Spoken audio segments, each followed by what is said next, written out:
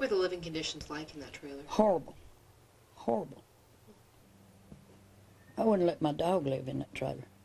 Although it's hard to tell now just what the living conditions were like in this charred trailer, Bernice Seeley, who everyone calls Granny, says her family that was staying here didn't have much, and the kids were even worse off.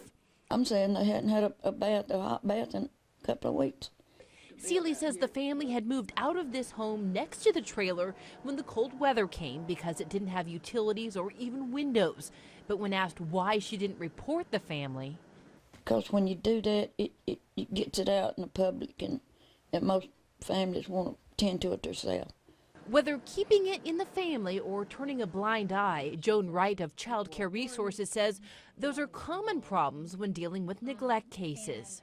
I think people don't want to look like they're the nosy neighbor, and so they say, well, I'm just not going to get involved. I don't really know what's going on there. You know, maybe that's just the way they are. And attitudes like that don't usually turn out well for the child. Now, unfortunately, a lot of times before we really hear about the story, it's because it's too late.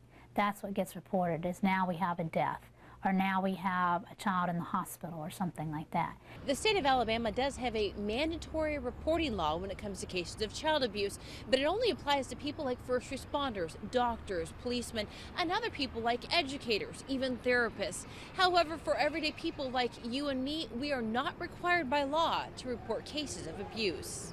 However, Jones says doing what's legally required and what's ethically right are two different things.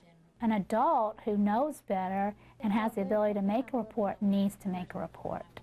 Natalie Tejeda, CBS 42 News. This might give you some other term.